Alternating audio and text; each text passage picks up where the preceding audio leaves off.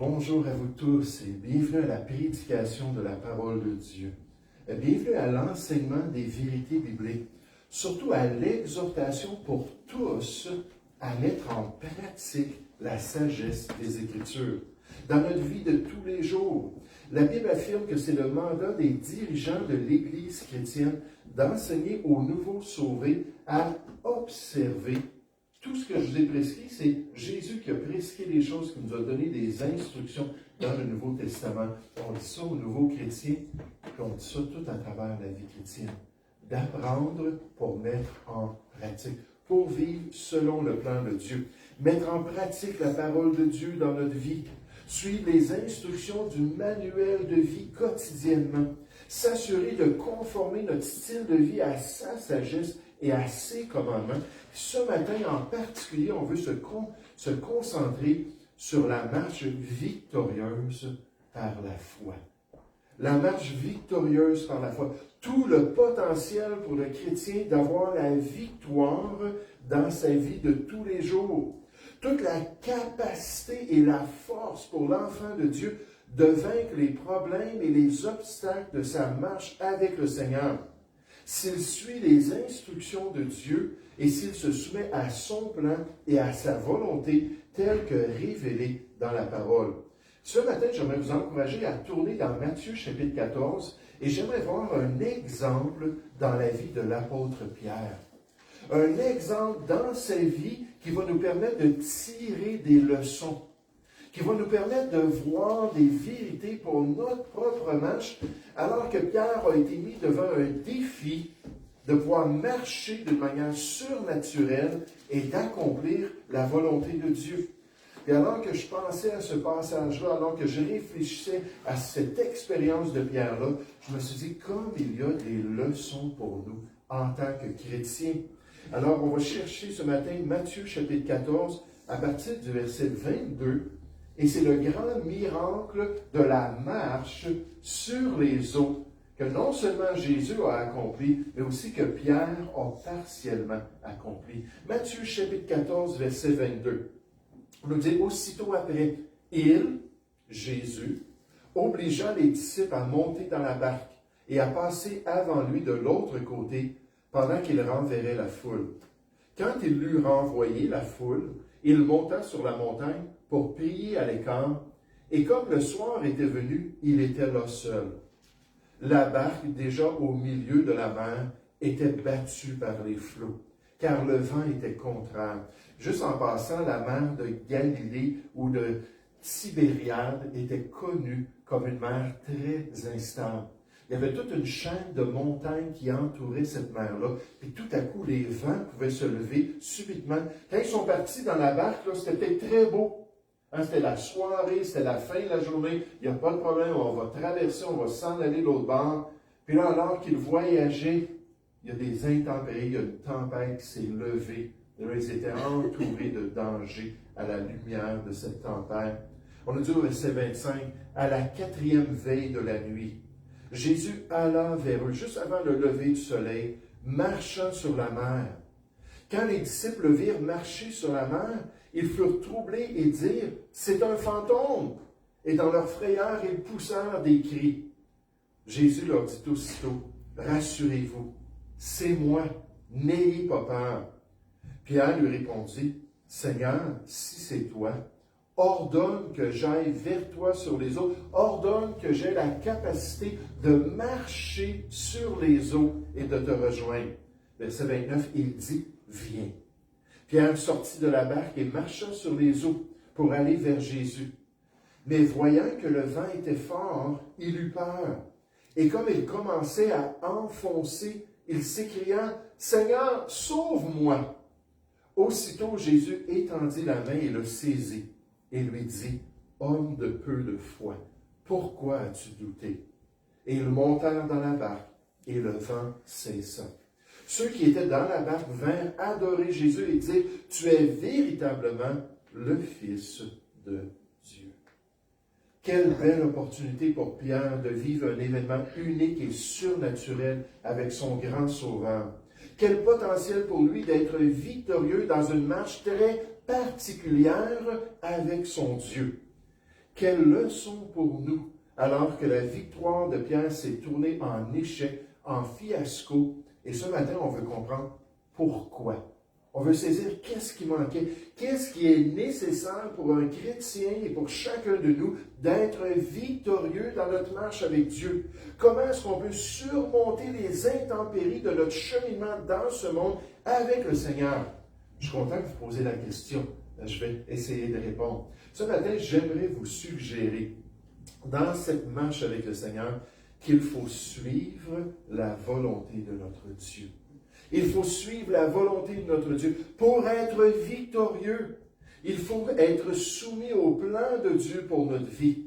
Pour avoir sa grâce et son appui, il faut s'aligner avec son appel et sa volonté dans notre marche ici-bas. Il faut s'assurer de comprendre et d'accepter ce que le Seigneur veut pour notre vie. Et alors qu'on est en communion avec lui, alors qu'on cherche sa face, alors qu'on comprend cet appel-là, il faut s'attacher à son plan et demeurer dans son plan. Un auteur, c'est pas à l'écran, dit, puis ça m'a toujours frappé, ne doutez pas dans les ténèbres ce que Dieu vous a montré dans la lumière. Ne doutez pas dans les ténèbres ce que Dieu vous a montré dans la lumière, alors que vous étiez en communion, alors que vous étiez en paix avec lui, alors que vous demandiez, Seigneur, que veux-tu que je fasse? Puis Dieu vous l'a montré très clairement. Moi, je me souviens ce jour-là, alors que je travaillais dans une compagnie, dans une shop, puis que là, je cherchais la volonté de Dieu. J'avais été assistant pasteur pendant 9 ans. Puis là, je voulais vraiment savoir c'est quoi ton plan, Dieu. Puis je travaillais dans cette compagnie-là, puis j'ai dit, Seigneur, là, je te le demande, mon pasteur te le demande, on veut vraiment le savoir. Puis là, c'est venu dans mon cœur, c'est que tu continues à temps plein dans le service chrétien, que tu te donnes à ce service-là à temps plein. Puis là, j'ai dit, wow, c'était une impression très forte. Je suis revenu, j'ai appelé mon pasteur, j'ai partagé ça. Il dit, ben oui, implanteur d'église, quelqu'un qui vient dans le ministère chrétien en temps plein, on peut avoir un soutien missionnaire, on peut ramasser là, cette capacité-là. Ça fait 25 ans que je suis soutenu comme ça. Donc en tout, ça fait 34 ans que je suis dans le ministère chrétien, mais 25 ans avec cette grâce-là. Il dit, par la foi, il faut que tu saches que c'est la volonté de Dieu. Il faut que tu saches que c'est vraiment le plan de Dieu pour toi. Il dit, sais-tu ce qu'on va faire, Jean? Il dit, juste pour être certain, on va prendre une année ensemble. Et à chaque jour, on va dire, Seigneur, confirme. Seigneur, démontre. Seigneur, aplanis les sentiers. C'est incroyable pendant cette année-là, la confirmation. J'avais dit à Dieu, Dieu, là, vraiment, abat les obstacles. Dieu, manifeste-toi de manière surnaturelle pour me montrer que je souhaite partir avec ma famille sans revenu, sans salaire. J'avais juste assez pour mettre de l'essence dans ma voiture quand on est parti en tournée d'église pour me rendre à la première église qui était à Rivière-du-Loup. Juste assez d'essence pour aller là. Puis là, on arrivait, puis il commençait à être bas. J'ai dit, chérie, as-tu du change dans ta sacoche? Puis là, elle a tourné sa sacoche, puis il y avait 15 $ de change. Puis on a rajouté un petit peu d'essence. Puis on s'est rendu à Rivière-du-Loup. Puis là, c'était le départ d'un voyage qui a duré 2 années de temps. 2 années alors qu'on a voyagé au Québec, au Canada, dans 35 États américains. Puis on est revenu par la foi de ce voyage-là avec de l'argent. Ce n'est pas une question d'argent, mais je savais qu'il fallait qu'on s'achète une maison. Je n'avais pas de revenus pendant ce temps-là. Avec de l'argent pour faire une acompte sur un achat à Chicoutimi alors qu'on a acheté une maison à Jonquière. Mais il fallait m'attacher à ce que Dieu nous a montré. Pendant ces 2 ans-là, il y a eu des épreuves. On avait des petits-enfants, là, toujours dans le tour, des fois 10 heures de temps. Boy, que c'était long pour eux, c'était difficile. Toutes sortes d'épreuves. Mais à chaque fois, je me rappelais, Seigneur, tu as tellement ouvert les portes. Seigneur, tu t'es tellement manifesté pour me montrer ta volonté que je ne peux pas manquer ton plan. Vous vous rappelez de cette histoire que je vous ai racontée d'un pasteur qui était aussi un fermier, qui travaillait dans un petit ministère depuis des années. Il avait tout développé, là, sa ferme, puis il prenait soin de sa famille, puis il était là, puis il s'occupait là, des besoins de chacun. Puis là, alors qu'il a entendu à la radio qu'il y avait un genre de refuge chrétien pour des jeunes délinquants, les jeunes délinquants du monde. Puis c'était quelque chose qui était développé depuis une 30aine d'années, mais ils avaient besoin d'un directeur. Puis là, ils cherchaient un pasteur d'expérience pour s'en aller là-bas. Il devait tout vendre, se débarrasser de sa ferme, puis s'en aller là-bas, puis devenir le directeur. Puis dans les qualifications, c'était exactement son CV. Puis là, tout de suite, Dieu lui a dit, c'est ça que je veux pour toi. Suis-moi par la foi. Accomplis ma volonté. Puis là, il a compris ça, il l'a partagé avec son épouse, elle est devenue blême. Hein? Quitter notre maison, quitter notre ferme, quitter notre source de revenus, s'en aller dans un autre État, puis faire un ministère qu'on n'a jamais fait avec des jeunes. Puis là, tu penses que c'est ça? Puis il a dit, oui, je pense que c'est ça. Et là, il tardait, puis il résistait. Puis là, il y avait des troubles dans sa conscience. Il y avait de la misère dans sa marche chrétienne. Il se levait pour faire son culte, préparer ses messages pour enseigner à l'Église. Ça ne marchait pas. Le Seigneur ne lui donnait pas la paix. Il n'y avait pas la justice, la paix et la joie par l'Esprit de Dieu. Il était troublé. Mais il a continué à résister. Je ne peux pas faire vivre ça à mon épouse. Je ne peux pas faire vivre ça à mes enfants. Et finalement, il a entendu à la radio que le poste avait été comblé. Puis là, la pression spirituelle est arrêtée. Puis il a tout de suite su par l'Esprit qu'il avait manqué le bateau. Qu'il n'avait pas accompli ce que Dieu voulait pour sa vie. Ce que Dieu l'appelait à accomplir ici-bas. Puis là, il a dû aller devant sa famille, devant son Dieu, premièrement, devant sa famille, devant son Église. Il dit, j'ai manqué l'appel de Dieu pour ma vie. Et vous allez voir dans l'exemple de Pierre, qu'est-ce qu'on fait quand ça arrive? Est-ce que c'est fini? Est-ce qu'on s'en va vivre dans le monde? Est-ce qu'on délaisse la parole de Dieu, puis on délaisse le Seigneur parce qu'on a fait un échec dans notre marche avec Dieu? On va apprendre ça ce matin. Un auteur nous dit, la véritable victoire dans la vie chrétienne ne réside pas dans la maîtrise des circonstances ou la réalisation de nos propres désirs. Moi, je veux ça. Je veux être un fermier. Je veux rester ici. On est bien en campagne. L'air est frais. Ah, il y a des beaux animaux autour de nous. C'est pas de faire notre volonté, mais dans l'abandon radical et joyeux de notre volonté à celle de Dieu.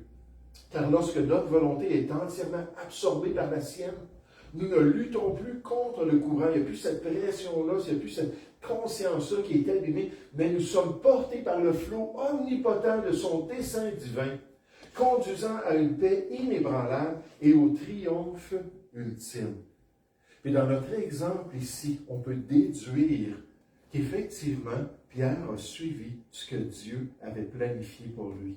Que c'était le plan de Dieu, qu'il puisse marcher sur les eaux. C'était la volonté de Dieu tout à coup d'envoyer des intempéries, puis d'avoir cette tempête-là, puis tout le contexte, puis les circonstances qui ont éprouvé la foi de Pierre. On voit ça dans un instant. Mais Pierre, tout de même, a été prêt à dire, Seigneur, est-ce que tu le veux? Et le Seigneur a dit, oui, je le veux. Puis là, viens marcher sur les eaux. Verset 22 de notre texte.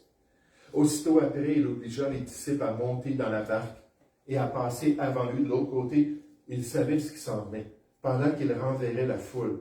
Quand il l'eut renvoyé, il monta sur la montagne pour prier à l'écart. Quand il y avait des grandes épreuves et des grandes circonstances, il demandait la grâce de Dieu. Et comme le soir était venu, il était là seul. La barque, déjà au milieu de la mer, était battue par les flots, car le vent était contraire.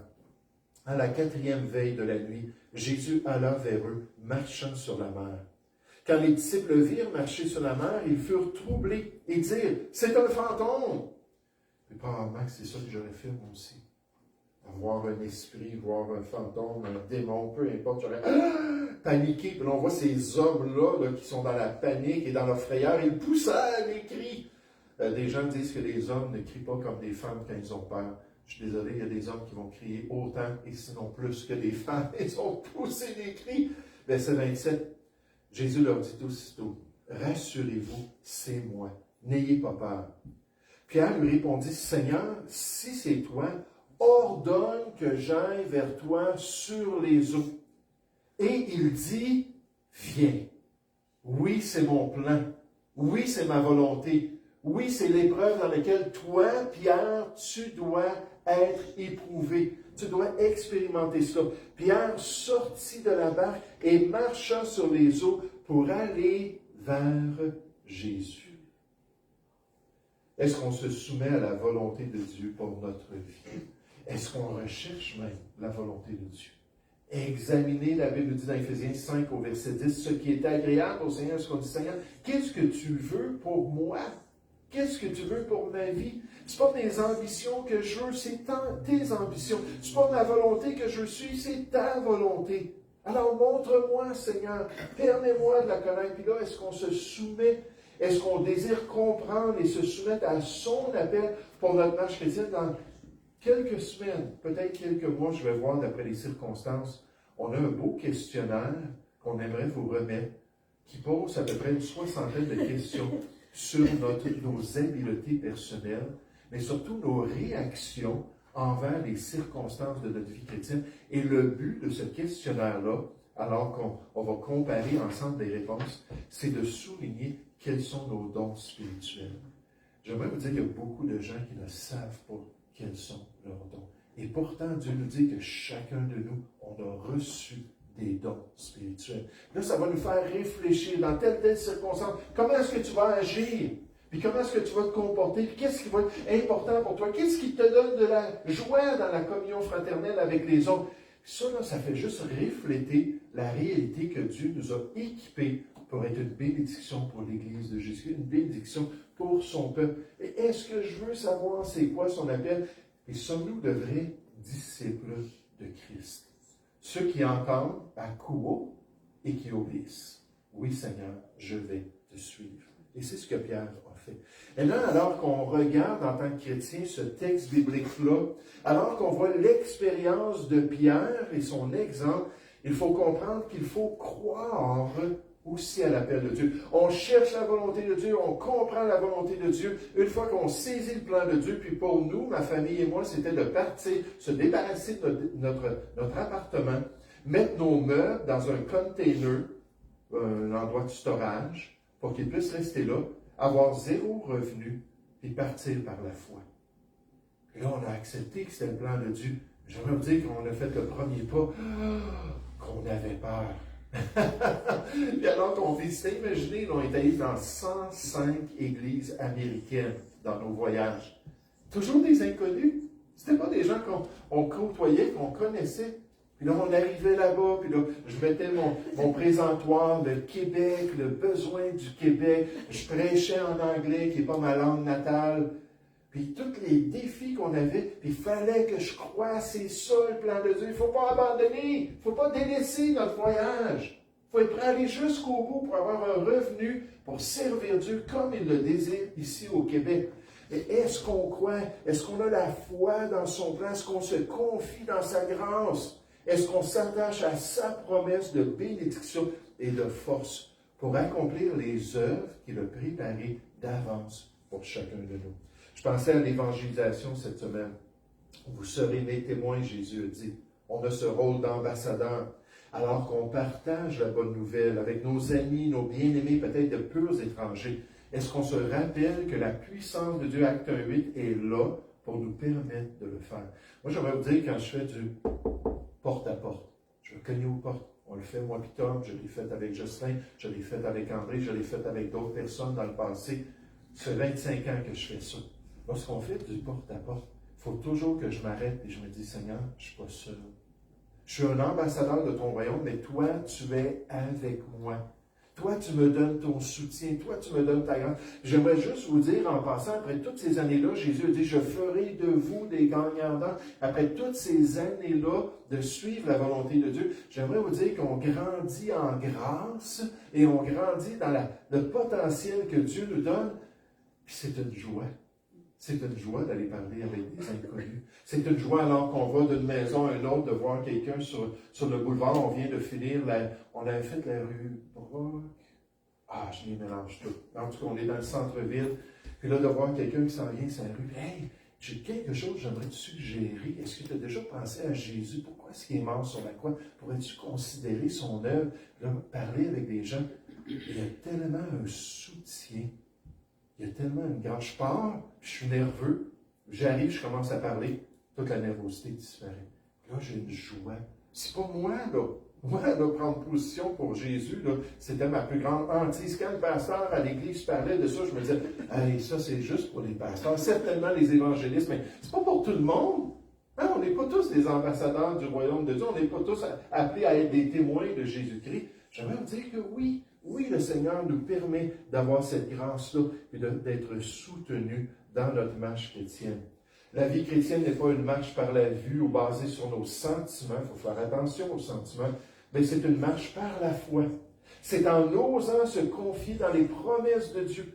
Comme c'est clair, ce n'est pas un esprit de timidité que Dieu nous a donné. Au contraire. Son esprit nous remplit de force, d'amour et de sagesse. Pourquoi? Pour rendre témoignage au Seigneur et pour aller parler de notre foi. 2 Timothée chapitre 1 au verset 7. On nous dit ici, lorsqu'on saisit les promesses de Dieu, même lorsque les circonstances semblent les contredire, et que nous expérimentons véritablement sa puissance et que nous remportons la victoire dans chaque défi par la grâce de notre Dieu. Alors que nous sommes obéissants et alors que nous marchons par la foi pour accomplir sa volonté. Un autre auteur nous dit, la foi est le lien qui nous relie à Dieu et fait nôtre sa puissance, lorsqu'on est connecté dans le Seigneur. Qui fait nôtre sa puissance. Marcher par la foi signifie vivre en totale dépendance de Dieu, en faisant confiance à ses promesses, même lorsque le chemin est incertain. Lorsque, des fois, c'est difficile de voir qu'est-ce qui vient à l'horizon. Mais on est prêt à se confier en lui et à accomplir sa volonté. Maintenant, dans notre texte de ce matin, dans Matthieu chapitre 14, j'aimerais vous suggérer que ça a été un manque dans la vie de Pierre. Ça a été un manquement alors qu'il n'a pas cru à l'appel de son Seigneur. Dans le passage, c'était quoi? L'appel, c'est « Viens, viens. Je veux que tu marches surnaturellement sur les eaux. » Toi, tu es un pécheur. Pécheur. Tu es un pécheur. Tu es un homme qui a toujours été sur les eaux depuis ta jeunesse. Ton père probablement t'a formé pour être un pécheur. Ton gagne-pain dans le passé, tu es habitué de le faire dans la barque. Mais maintenant, moi, je te demande de sortir de la barque. Quitte ta zone de confort, Jésus lui dit. Sois prêt à marcher par la foi pour accomplir ma volonté. Verset 27. Jésus leur dit aussitôt, « Rassurez-vous, c'est moi, n'ayez pas peur, ce n'est pas un fantôme. » Pierre lui répondit, « Seigneur, si c'est toi, ordonne que j'aille vers toi sur les eaux. » Et il dit, « Viens. » Pierre sortit de la barque et marcha sur les eaux pour aller vers Jésus. Mais, voyant que le vent était fort, il eut peur. Et comme il commençait à enfoncer, à échouer dans sa marche avec le Seigneur, il s'écria, « Seigneur, sauve-moi » Aussitôt, Jésus étendit la main, le saisit et lui dit, « Homme de peu de foi. Homme de peu de foi. Pourquoi as-tu douté? » Maintenant, ce matin, j'aimerais vous suggérer, d'après la révélation de la parole de Dieu, dans Hébreux 12 au verset 1, on nous dit que dans notre marche, en fait, on nous parle de notre course chrétienne, il faut garder des regards sur une personne. C'est sur qui? Sur Jésus. Puis quand Jésus lui dit, viens, là, Pierre est sorti de la barque sur l'eau, et il regardait Jésus. Là, il a peut-être vu un éclair là-bas, puis il a peut-être entendu le tonnerre, puis il a vu là, des nuages noirs menaçants, puis des flots, puis ainsi de suite. Là, il regardait à quoi? Aux circonstances, aux intempéries. Plutôt que de garder le regard à la bonne place. Quand je fais de l'évangélisation, je m'assure d'être en bonne communion avec le Seigneur. Je m'assure qu'il n'y a rien entre moi et mon Sauveur. Que j'ai vraiment purifié mon cœur, que j'ai demandé, remplis-moi de cet esprit de puissance. Ça, c'est juste un exemple. Peu importe, au travail, notre conduite devant nos ennemis, devant les autres ouvriers, peu importe dans notre vie en tant que père de famille qu'on s'élève ce matin, en tant que mari, en tant qu'enfant, en tant que maman, peu importe ce qu'on fait, dans l'appel de Dieu, il faut être en communion avec Dieu, il faut marcher avec le Seigneur. Mais on nous dit qu'aussitôt Jésus étendit la main, le saisit, lui dit, « Homme de peu de foi, pourquoi as-tu douté? » Mais là, il ne l'a pas laissé couler. Il aurait pu le laisser aller. « Tu mérites juste ça, toi. Tiens, va-t'en dans l'eau, je te laisse là. » Il n'a pas agi du tout comme ça, n'est-ce pas? Galates 6 au verset 2, ça dit, si on voit un frère, verset 1 ou 2, si on voit un frère qui tombe, de venir avec un esprit de douceur le redresser. C'est ce que Jésus a fait pour Pierre. On nous dit dans le passage, et ils montèrent dans la barque, et le vent cessa. Ceux qui étaient dans la barque vinrent adorer Jésus et dire, tu es véritablement le Fils de Dieu. Parce que Dieu a été compatissant. Est-ce qu'on croit sincèrement dans l'appel de notre Dieu, dans ce que Dieu nous a montré dans la lumière, dans notre relation avec le Seigneur? Plaçons-nous notre foi dans sa volonté et son plan pour notre marche chrétienne. Marchons-nous par la foi. Ça veut dire qu'il peut y avoir des problèmes dans notre marche, il peut y avoir des obstacles, il peut y avoir des trous. On le sait dans les rues en ce moment, il y en a des trous. Et même, il y a quelqu'un dans l'assemblée qui est sorti de chez lui, puis il a juste voulu traverser la rue, puis il a pilé dans un trou. Comment est-ce qu'on les appelle encore, de poules, des nids de poules? Il a pilé dans un trou, puis il s'est blessé. Mais même dans notre marche chrétienne, des fois, il y a des trous, il y a des obstacles, il y a des tentations. Par la foi, on continue, par la foi, on accomplit la volonté de Dieu. Souvenons-nous que sans la foi, il est impossible de lui être agréable. On ne peut pas être agréable à Dieu. Il faut marcher par la foi pour lui être agréable, pour lui plaire dans notre marche ici-bas. Maintenant, j'aimerais juste terminer en montrant un autre point ce matin. Pour une marche victorieuse pour le Seigneur, il faut être prêt à revenir à la volonté de Dieu. Il faut être prêt à revenir à la volonté de Dieu. Ce n'était pas la fin de l'histoire de Pierre, ce n'était pas la fin de sa marche avec le Seigneur. Malgré nos manquements, malgré nos échecs, la Bible affirme, puis j'aime tellement ça, que 7 fois le juste tombe, puis je peux m'identifier à cela. 7 fois le juste tombe et il se relève. Gloire à Dieu. Merci Seigneur. Il se relève. Puis lorsqu'on manque à la volonté de Dieu, lorsqu'on trébuche dans notre marche chrétienne, la Bible dit, nous bronchons tous de toutes sortes de manières. Il n'y a pas d'élite spirituelle. Il n'y a pas de croyants qui ne sont pas tentés, qui n'ont pas de problème. Lorsqu'on échoue à accomplir tout le plan de Dieu pour notre vie, on doit se relever et revenir au Seigneur pour grandir un peu plus, pour s'affirmer un peu plus dans sa volonté. Vous savez, il y a des grandes leçons que ce pasteur, qui est un fermier, a appris de son rejet de l'appel de Dieu. Puis là, il n'était plus dans la volonté parfaite de Dieu. Mon pasteur disait, la meilleure place pour nous, c'est en plein centre de la volonté de Dieu. Assurez-vous d'être dans le centre du plan de Dieu pour votre vie. Puis là, la bénédiction, puis la protection, puis la grâce de Dieu vont vous accompagner. Et cet homme-là avait manqué, comme Pierre, n'est-ce pas? Mais il a dit, Seigneur, maintenant, je n'ai pas ce poste-là, mais maintenant, je vais te servir encore mieux.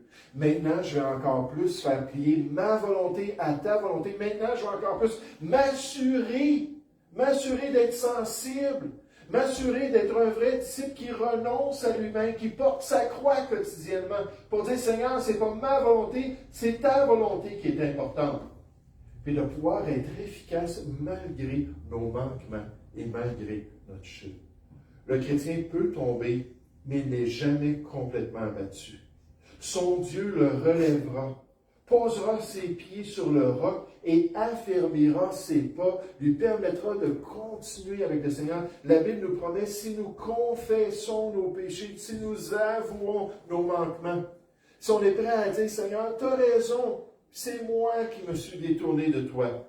Il est fidèle et juste pour nous les pardonner et pour nous purifier de toute iniquité. Alors qu'on se relève de notre échec, alors qu'on admet notre péché, alors qu'on confesse notre égoïsme et notre faute, le Seigneur peut nous rétablir et faire de nous de meilleurs serviteurs de Dieu. Le pasteur Wiersbe rappelle que la vie chrétienne victorieuse est une série de nouveaux commencements avec le Seigneur. On marche avec Dieu, puis on a fait ce qui est bien, tout à coup, oups, on fait quelque chose de mal. Oups, on sait qu'on a déplu à Dieu. On vient, Seigneur, tu as tellement raison.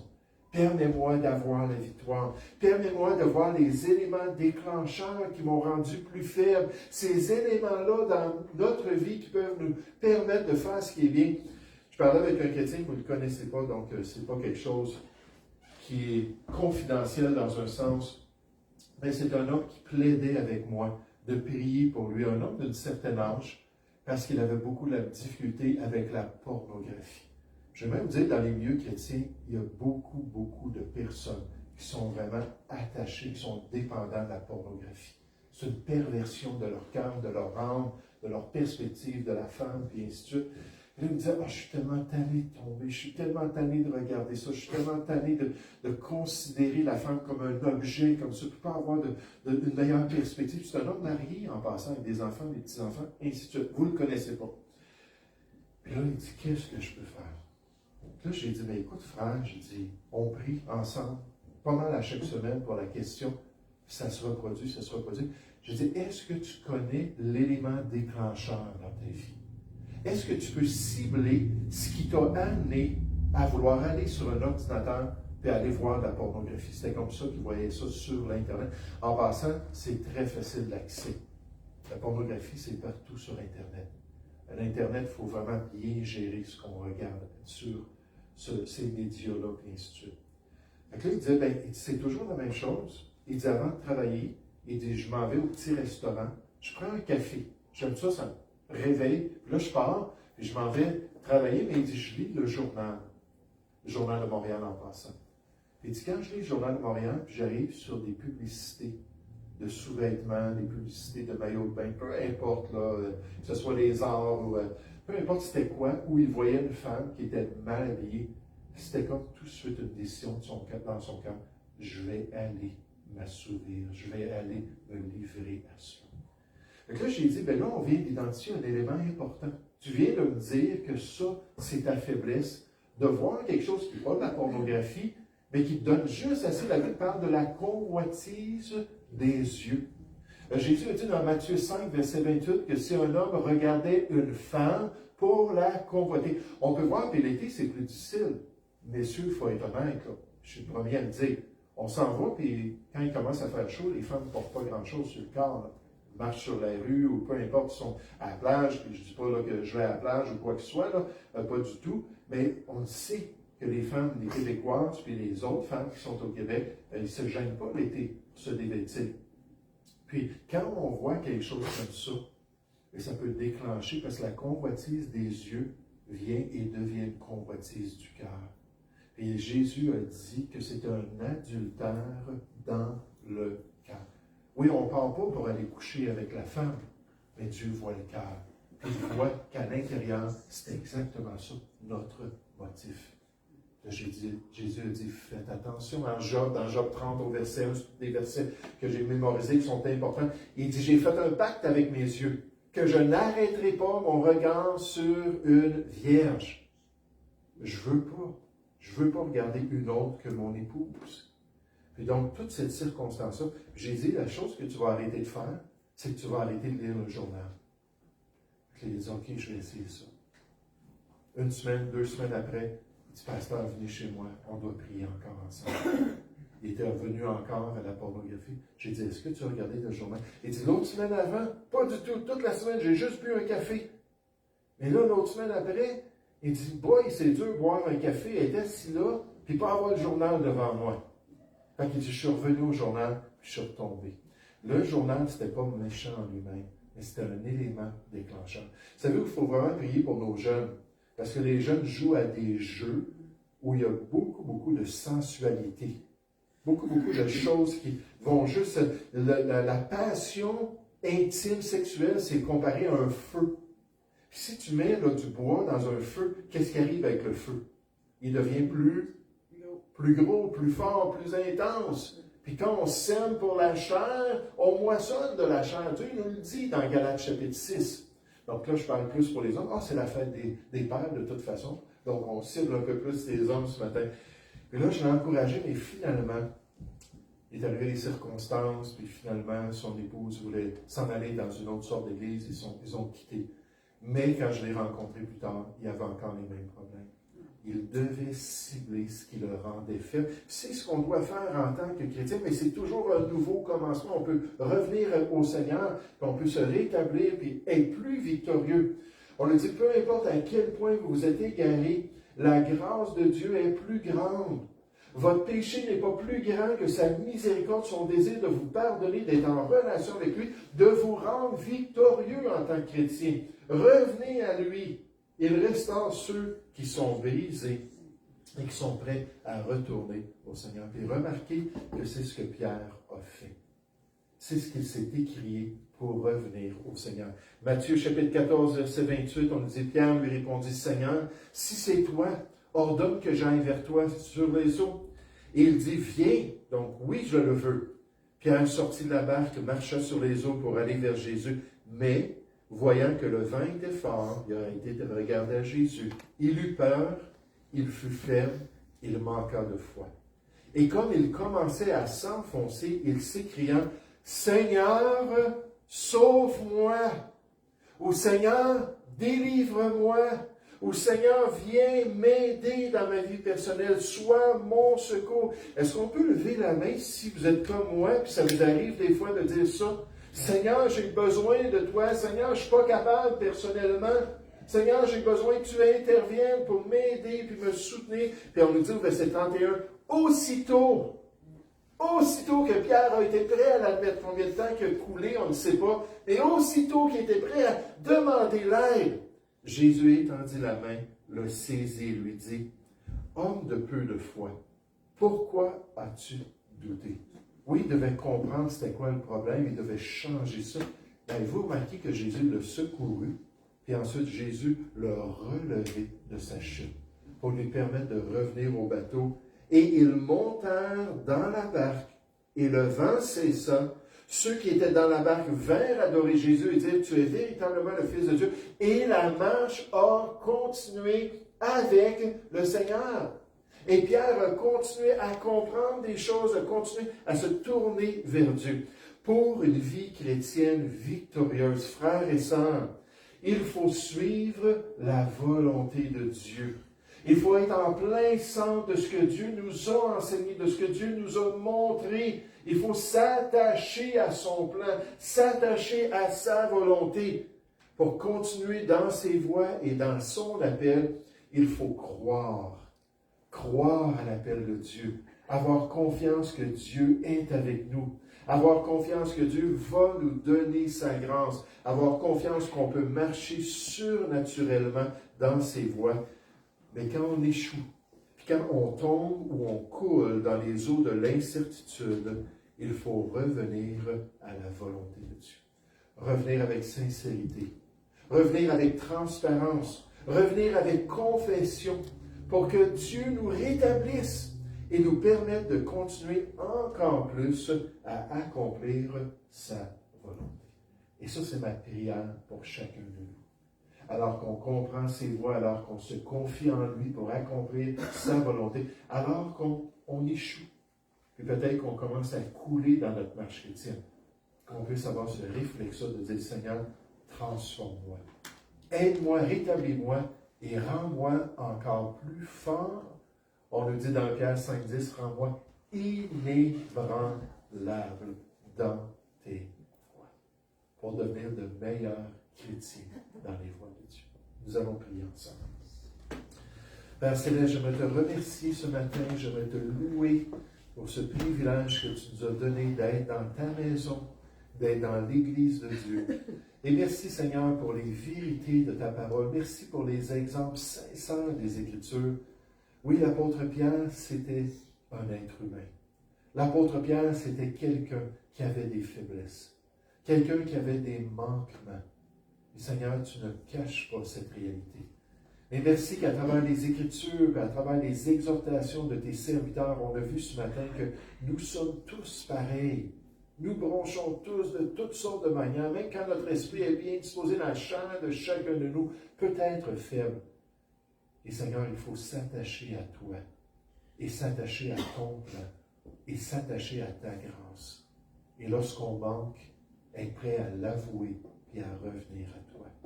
Si nous confessons nos péchés. Merci pour ta fidélité, merci pour ta justice, merci pour ton pardon, et merci Seigneur pour ta patience envers chacun de nous. Oh, rends-nous des chrétiens inébranlables, nous te prions au nom du Seigneur Jésus. Amen. Amen. Amen.